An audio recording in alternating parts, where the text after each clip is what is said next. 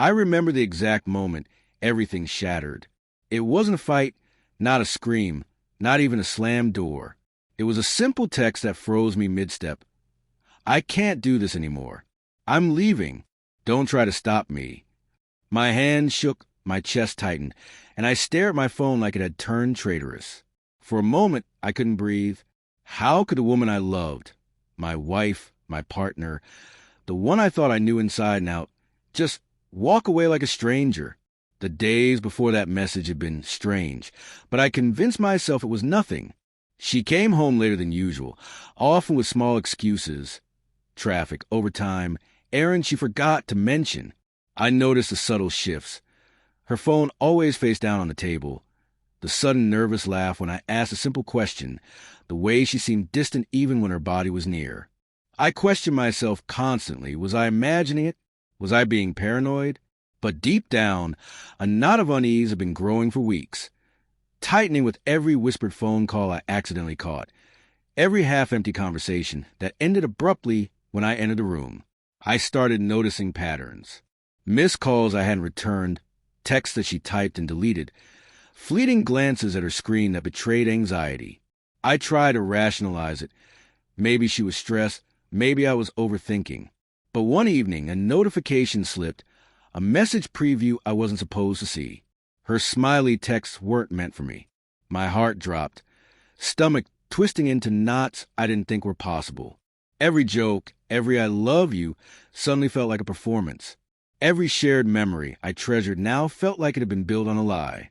I confronted her carefully at first, my voice barely above a whisper in our dimly lit kitchen. Is there someone else?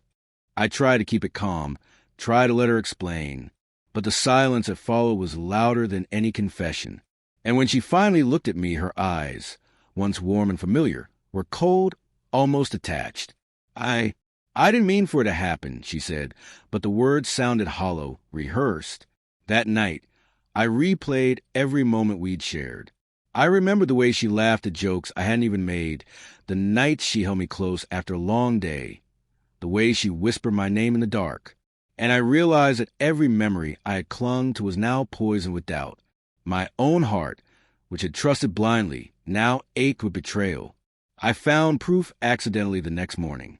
A notification, a slip of the hand, a thread of messages that didn't involve me at all.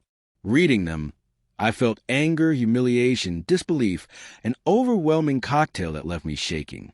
I couldn't reconcile the woman I loved with the one who had been hiding, lying, and slipping away from me without warning. My home, our sanctuary, suddenly felt alien. I tried to talk to her again, hoping for honesty, for some shred of the woman I thought I knew. But it was too late. She didn't argue, didn't beg, didn't even look back.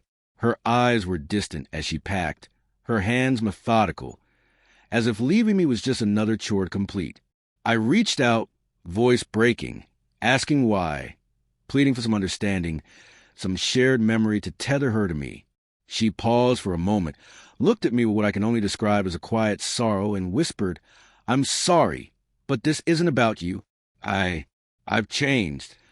Then she walked out, keys clicking on the counter, doors shutting with a finality I'll never forget. The weeks that followed were a blur of silence, self-reflection, and grief. I questioned myself constantly. What did I do wrong? Could I have saved it?